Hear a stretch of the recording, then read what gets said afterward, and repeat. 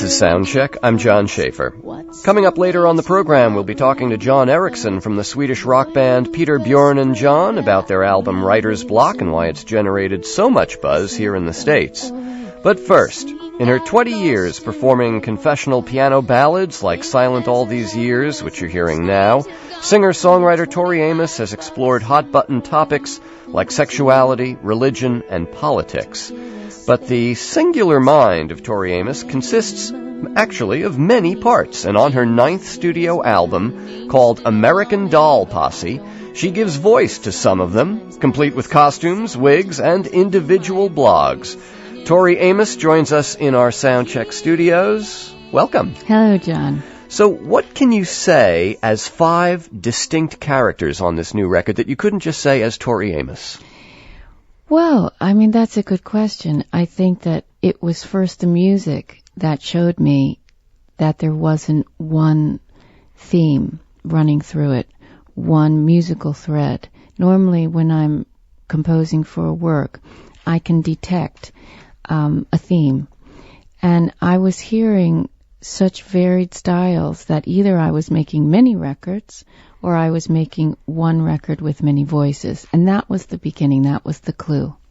Was it, I mean, in retrospect at least, you could look at it as, 5 different aspects of the feminine. Yes. Whatever that ideal is going to depend on who's saying it. But, the woman as sexy young ingenue, the woman as victim, the woman as mother, the woman right. as kind of Amazon brandishing her tomahawk. I mean, is that? That's correct. And most of us, most women that I know anyway, have all of these in them. Some are more repressed than others. I found that my kind of, how would you say it, the Aphrodite character type is one that I've pushed away in my life. I've judged that really harshly. Now, Aphrodite and other characters from the Greek pantheon, from Greek mythology, these are the kind of archetypes Yes. that you're playing with in these 5 characters. Maybe tell us a little bit about who they are and what they represent in the record. Well, when you get your record, on the right, there's a gal in rubber tights with black hair, and that's Pip. She comes from the word expiratorial because they're all my personas. They have the word Tori in them. There had to be a bloodline somewhere.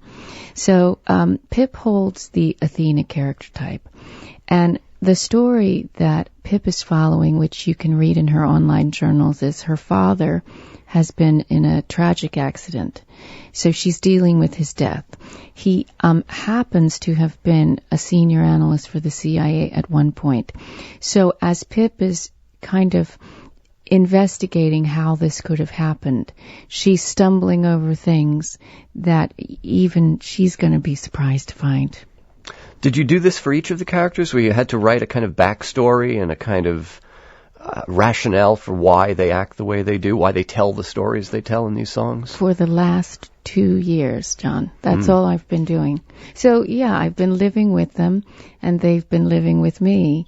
And it's strange because I do find that I'm changing. I'm changing my outlook on things by having some of them. For instance, Isabel, she's the one holding the camera. She holds the Artemis character type. And because of her neutrality, because of her ability to document, I've been known to react sometimes too quickly. And I'm not very proud of it. It's not something I would brag to you as one of my qualities. So being, holding Isabel and allowing her to step into my framework has really begun to, make me see things in a different way. Well, Isabel gets the opening word on the new album, American Doll Posse, and quite a provocative opening word it is. Let's hear this song called Yo George by Tori Amos. Yo George is the opening song, the opening sally on the new record by my guest Tori Amos. American Doll Posse is the name of it.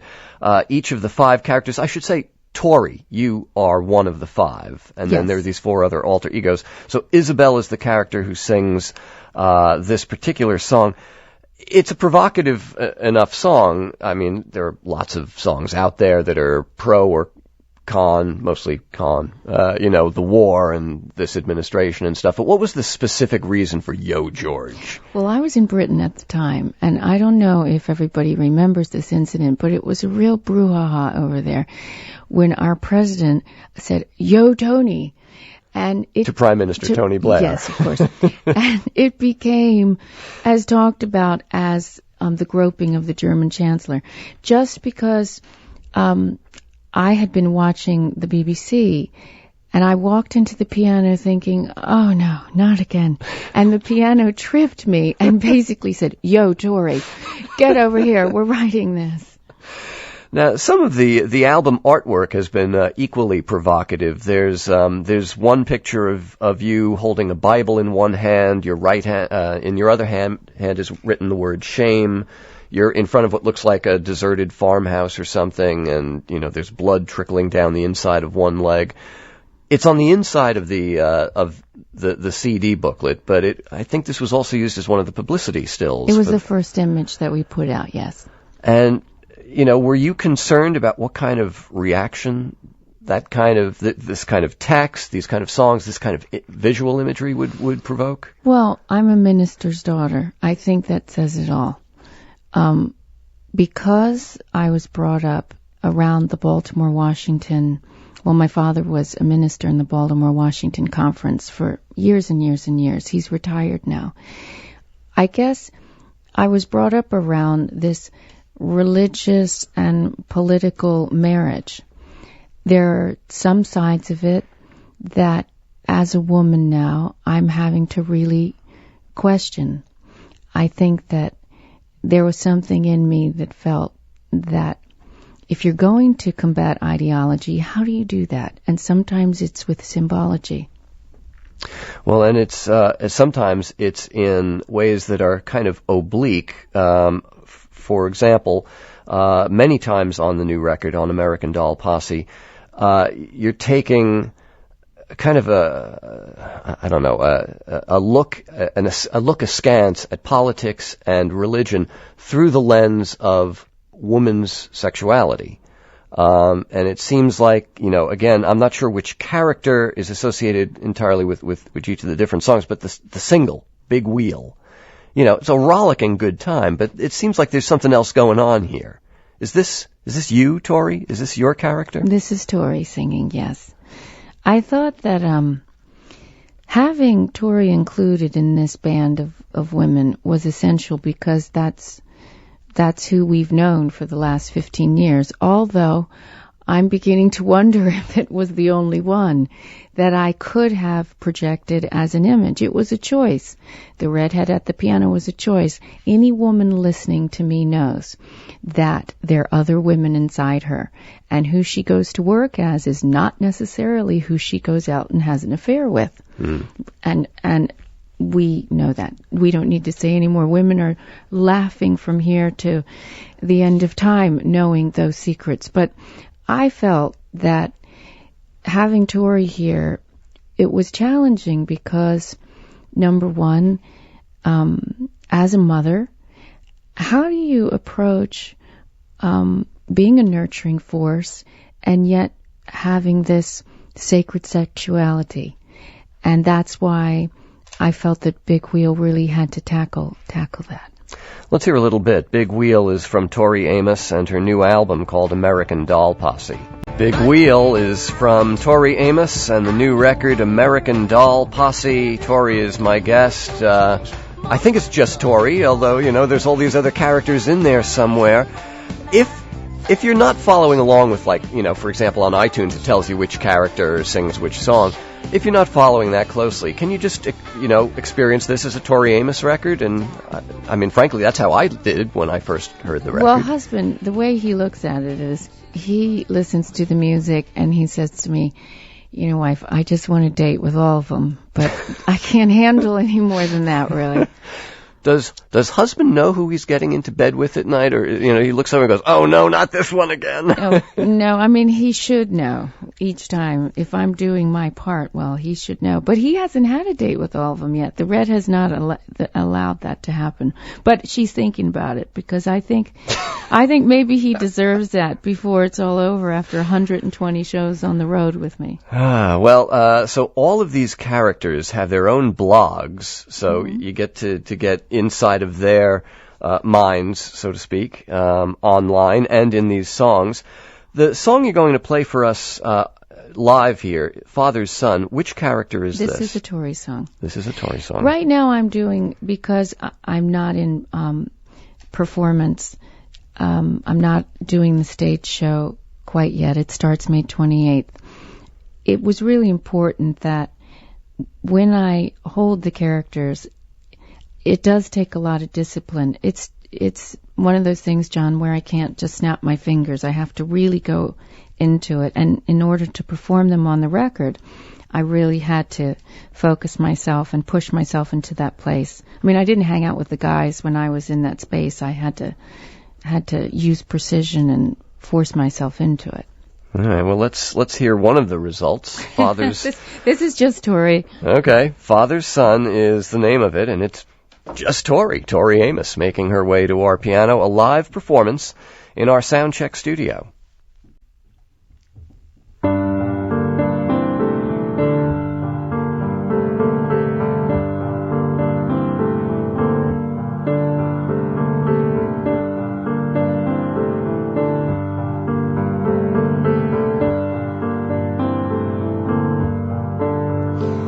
Steady girl on your feet, you and your wanderings. Bread can feed a few, so can some cartoons. Sweet and so it begins.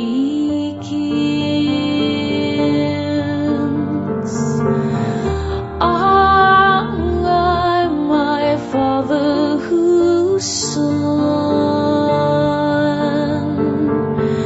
planted anew the seed of hate into trusting virgin gun. Steady girl for the show, God versus God ringside, littered with corpses neither God can forgive. So the desert blooms strawberry cactus. Can you blame nature if she's had enough of us? Sweet and so it begins.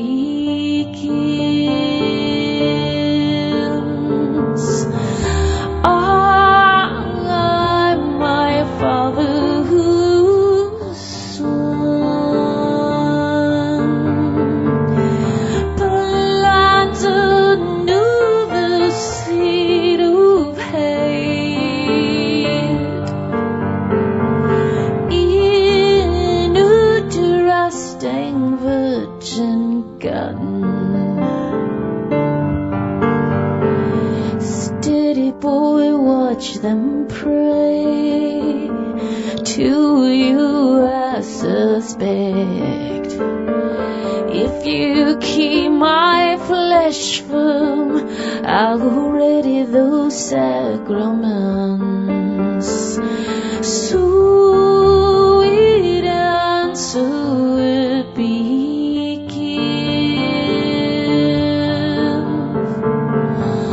I'm my father whose son. Sweet and so it begins.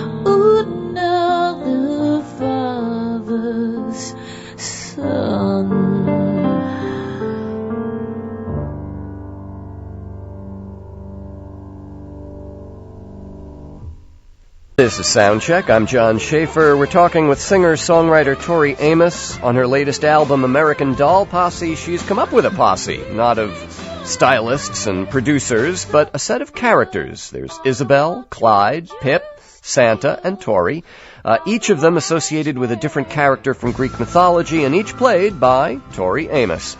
Tori, in the background, Cornflake Girl is off your 1994 record, Under the Big Pink. I mean, you were a platinum seller. You know, you somehow bucked a lot of different trends to sell millions of records, and became part of the Lilith Fair movement back in the 90s. Now, as a mom, has your vision of a woman's place, of feminism, of that whole movement, has that changed? Well, I think being a mom of a little girl, you do think about what and where we're going. What is this world going to be like when the little ones are in our position? And when you start hearing all these reports, whether it's about the environment or politically what's going on, you begin to think, wait a minute, if I don't at least do my part, she's going to look at me and say, Mom, where were you? What were you doing running around the world and not thinking about what you guys were going to leave us?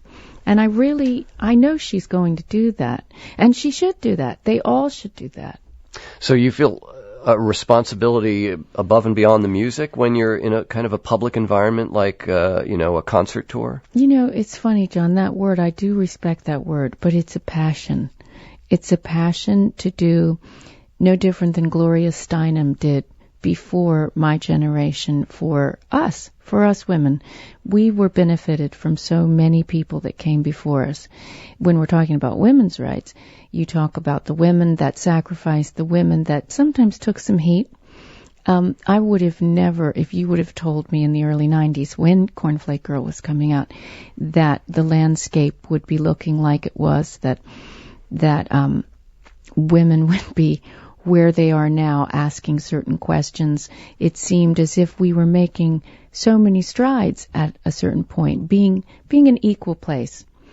Do you think you've taken a step back? Not you personally, but do you think the movement has taken a step back? I mean, there's the song "Girl Disappearing" where you write at one point about, pitting woman against feminist, almost as if, maybe that's the toughest group to play to. Well, it's strange. I do think that there is a competitiveness amongst us, that if I'm looking you in the eye, it troubles me. Am I a part of it? I guess I am sometimes.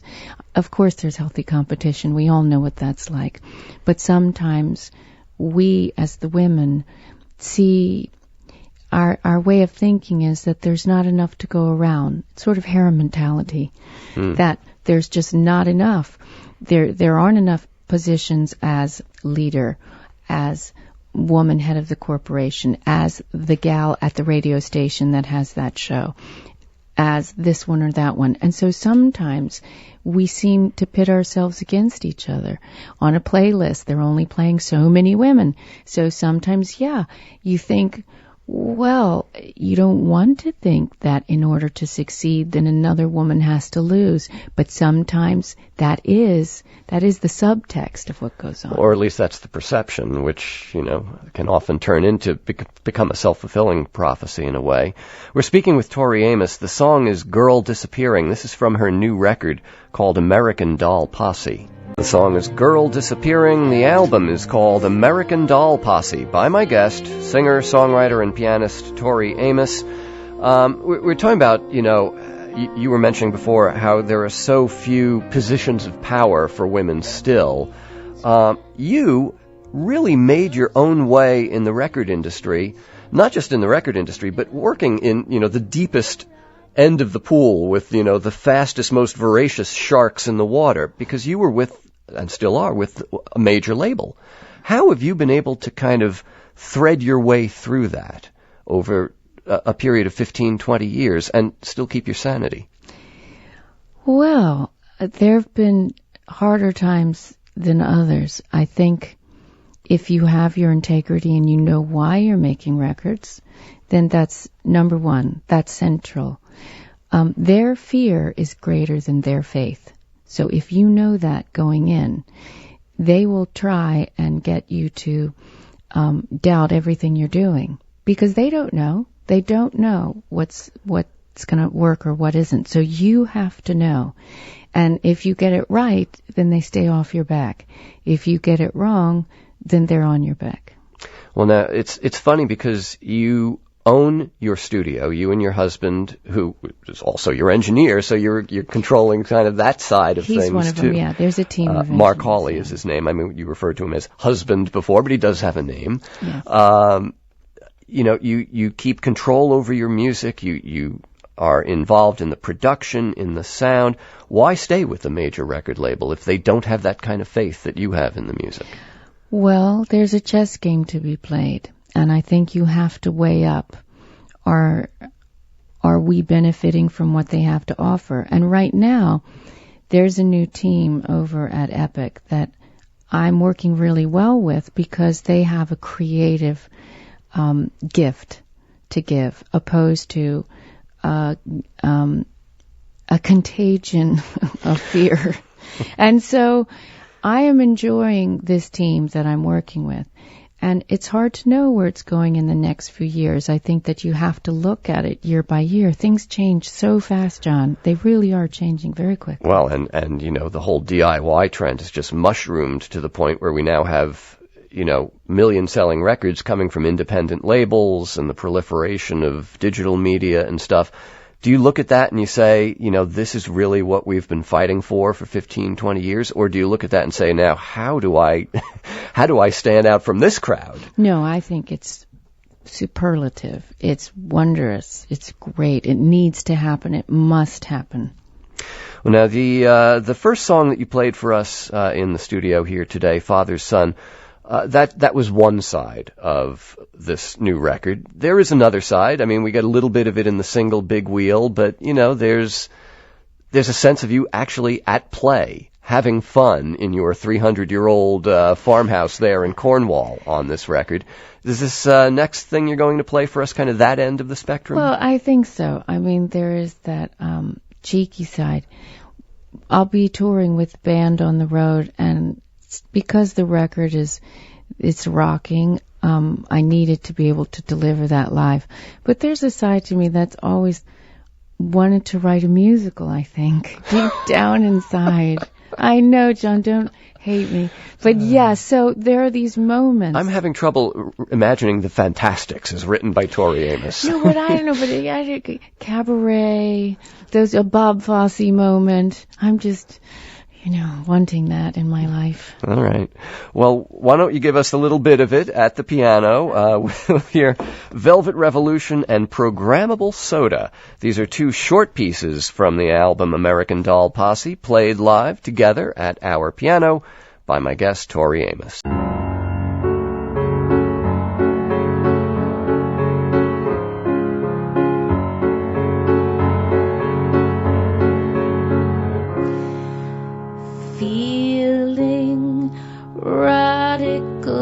Cotton purified in my satin, but the balm of the season is a velvet revolution. I look at the sky and feel the tears of the prophets crying. I look at the sky and feel the rain of tears, feeling radical in cotton purified in my satin, but the balm of the season is a velvet revolution. All you killers of the children, there's a new commandment. The true divine creator wants a velvet revolution. All you killers of the children, there's a new commandment. The true divine creator wants a velvet revolution.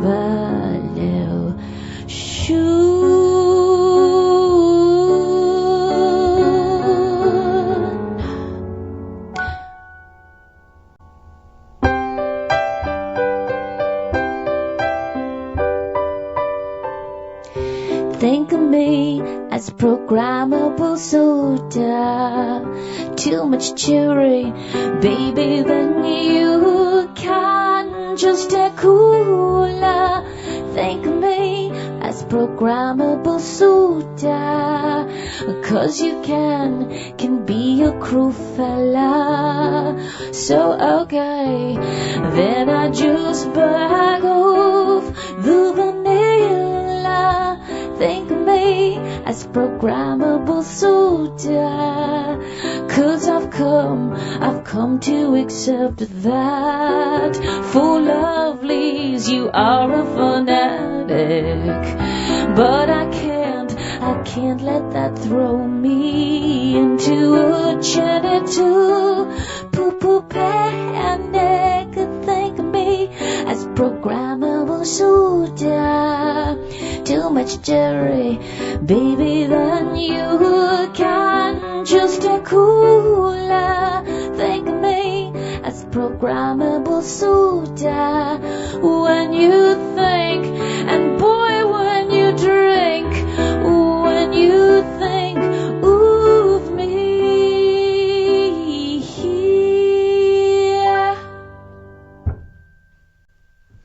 That is Tori Amos, live in our Soundcheck studio, and 2 short songs from American Doll Posse, Velvet Revolution, and Programmable Soda. And there is more where that came from. Much, much more. Almost 90 minutes worth of music, 23 songs on this CD. Was this a case of once these characters started telling their tales, you couldn't get them to stop? They didn't want to stop. No, we left quite a few on the, back at the studio. And that didn't make them all very happy. But you have to end a story somewhere, John. When your internal characters are unhappy, that can't be very good for you. No, it's a long day. All right, but you're taking them all on the road. These all on are the road. The 5 characters who inhabit Tori Amos's new record, The Band. You start later this month in Rome. Yes. And is it true that each character will get like her own opening act or her own set or something like that? Every night the show starts with one of the girls that isn't Tori. And that's Act 1, and Act 2 will be, of course, Tori, because she has that big back catalog. All right, Tori Amos. The new album is called American Doll Posse, and it's been a pleasure having you here in the studio. Thank you, John.